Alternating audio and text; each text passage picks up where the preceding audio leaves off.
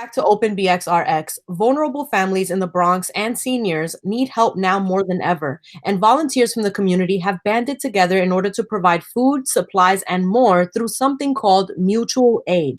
Joining us now to discuss is the founder of Bronx Mutual Aid Network, Thahitun Mariam. Thank you for joining us, Thahitun. Thank you so much for having me. I'm really excited to be joining you today. So one of the first things I wanted to start with is, of course, defining what mutual aid is for anyone who's not familiar with what that is. Right. I think mutual aid is a term that might be new to some people. So, mutual aid is a lot about coming together in solidarity and forming community to provide aid to the people that need it the most. So, a lot of the time, we've seen mutual aid groups develop after different forms of catastrophe, whether it be a hurricane, whether it be some sort of other natural disaster. And in this current moment, mutual aid in the context of New York City is in relation to the current coronavirus pandemic, and really making sure that we as a community are coming together and providing food, resources, as well as, like, the concerns that our neighbors have closest to us, as well as our families and our friends around the needs that they have that needs to be met. Right. And now, as mentioned earlier, you founded the Bronx Mutual Aid Network. How was it started and why? And how is it run in terms of the people that are involved in this initiative?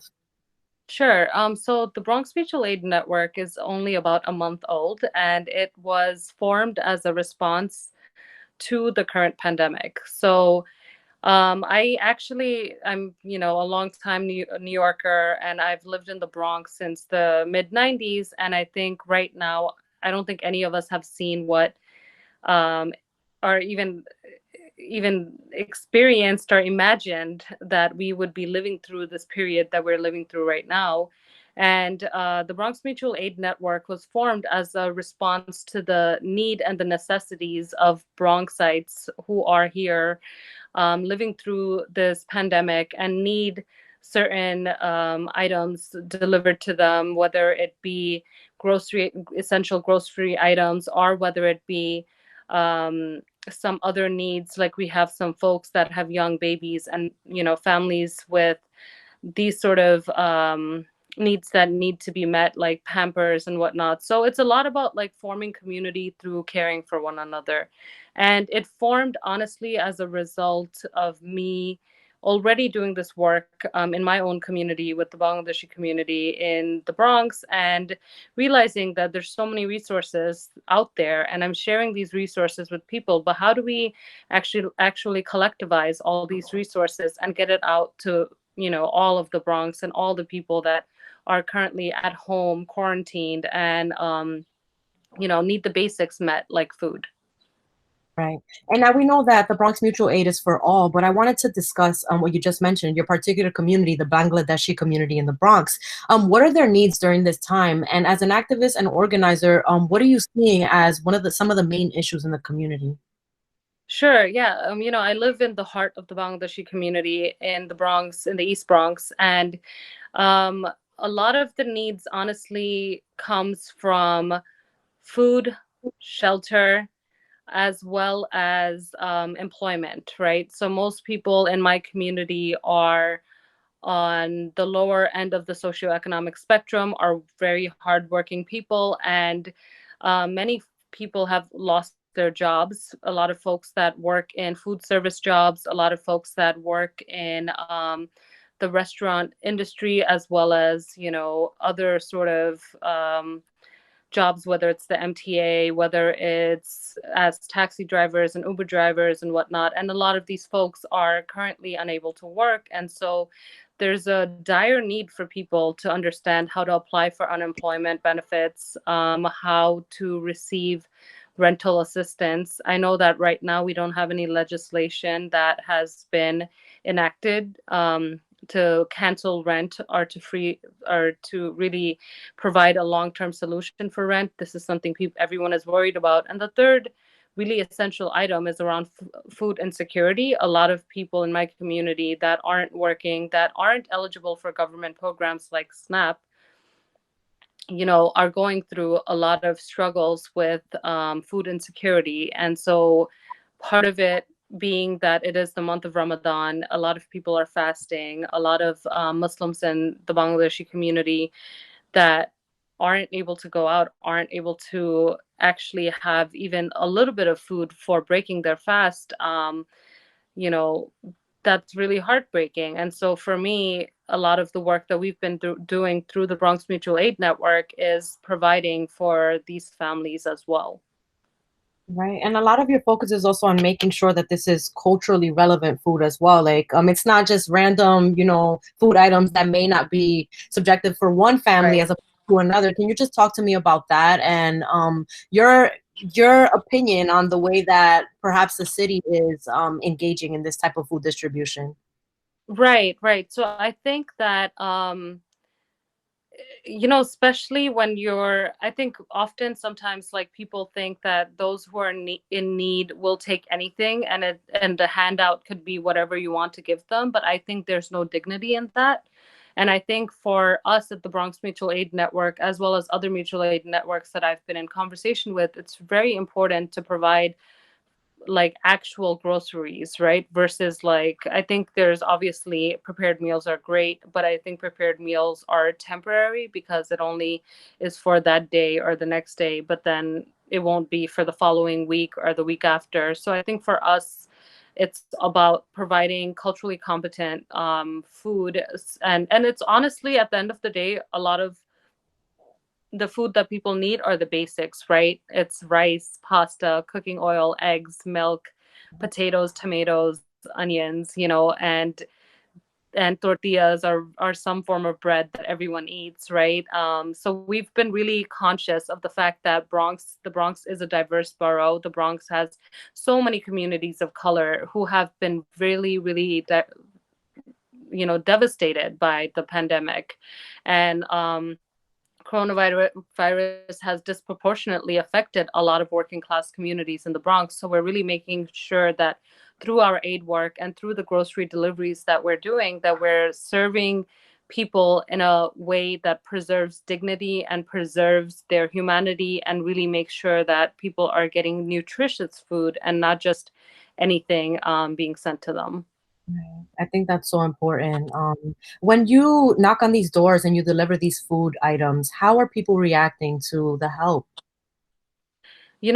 People are very, I've been so emotional because people are very welcoming. I think it's the nature of the coronavirus doesn't allow us to hug, doesn't allow us to embrace, doesn't allow us to really show up for one another in the normal ways that we do in when we're thinking about community. But I think through a small act of going to give food to your neighbors, whether it be in the East, West, or South Bronx, and showing up at those doors, everyone has been so glad. We've been delivering to a lot of like elderly people, seniors, and some of the stories is just heartbreaking because it's folks that have been quarantined by themselves. We went to one senior home, and this woman has been quarantined by herself, and she was just in this dark apartment by herself, and she was very glad. She was just like, "I'm so happy to see you because I haven't seen people in so long. I'm afraid to go outside." So it's stories like that we're hearing. We delivered food to a elderly man in the West Bronx who just lost his wife about a week and a half ago. And so when we go and we do these deliveries, it's very emotional to connect with people because we know that those who are requesting help, those that need help, are actually in a lot of pain right now. And I feel that, you know, obviously this is a functionality of survival, of like having the food that we need and the nutrition that we need, and I think the city government should be stepping up to fulfill this need. But I have not been completely satisfied with what they are providing. I think it can be a much better job done. Right.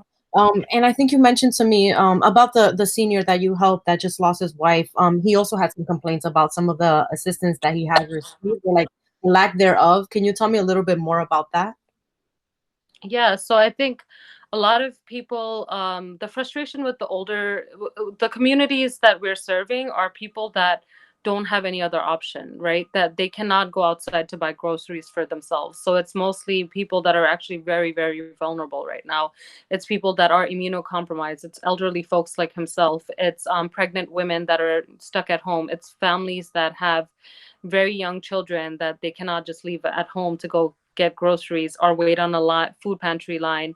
So we have been really cognizant of that, and we have been talking to a lot of people, and the frustration comes from folks who are like, I'm an elderly person and waiting in line for 2 hours for some groceries that I have to lug back home is not really a reality for me. So I think that's why really making sure that we're getting the food that people need to their doorsteps, to their homes, is what has been most impactful and honestly helpful for a lot of people from the feedback that we're getting. And first and foremost, of course, we're going to get to the donations and how people can get involved and volunteer. But I want to help out people that are viewing right now. How can people reach out for help, Thahitun, and get aid from the Mutual Aid Network at this time? Right. We actually have a request for support form. We initially formed on like via a Facebook group. It's called the Bronx Mutual Aid Network for COVID-19. If you search that, you'll find us. And in this group, we have the form. It's a Google form, pretty simple, easy to access. And once someone fills out this form, we can get the help to them. Right now, a lot of the requests we're getting are through people that are in this group, or through caseworkers who found this form and are filling it out for a lot of people. So it's right now it is through this online form that we have. Gotcha. Thank you. And of course, the call to action. You need plenty of help. It's all volunteer run, like you said. And this is something that was a community-based effort. How can people get involved, help, volunteer, donate? What are some of what is some of the assistance that you need right now? Sure. So you're right, absolutely, that it is community driven. It is absolutely 100% volunteer run. We are relying on funding that comes from a crowdfunding site. So we have set up like a website where collecting funds for the Bronx Mutual Aid Network. So if people can donate, we'll really appreciate it. Your dollars will go directly towards buying groceries for these families in need. We're also accepting volunteers, mostly that can help us with packaging groceries or making calls, or also those that have cars and can actually help us to do deliveries on the ground to these families that we're delivering groceries to. Right. And I'll give that website right now. It's chuff.org/project/mutual aid. You can get that right on the bottom of the screen right here. And we're also mentioning at the end. Anything else you want to close out with, Thahitun? So a message to the community, to the Bangladeshi community, also a message to the volunteers that have been helping you this whole time. Yeah, I am so thankful. I am so thankful for our Bronx community that has stepped forward through this Bronx Mutual Aid Network. I'm meeting so many inspiring people, and I want to thank all the volunteers who've been working hard. I want to thank all those who have donated to us. It is through you that we're able to do this work. And I also want to say that this is a moment where we all need to come together, where we need to check in with each other. Mutual aid network and mutual aid generally, what started this conversation means checking in with those who are around you. So if you live in a building where there are elderly people, check in on them, see what's going on, see that if they need any help. And right now, I think the way that our work is going to impact the long-term impact within New York City is going to be really powerful, because we as a community in the Bronx, all across the Bronx, are coming together to really care for each other, and that's revolutionary. Solidarity to you, and thank you for everything you're doing for the community. Thank you so much. Thank you. And of course, if you would like to help or donate, contribute to Bronx Mutual Aid Fund, whether it be as a volunteer or a donor, you can follow them at BX Mutual Aid Network on Instagram, and visit again the website chuffed.org/project/mutual Mutual Aid to see how you can help. And if you also need help, you can click one of the links on the website as well. That's all for our show today. Thank you for tuning in to OpenBXRx. I'm your host, Sonyi Lopez, wishing you and your family safety and wellness now and always. Until next time.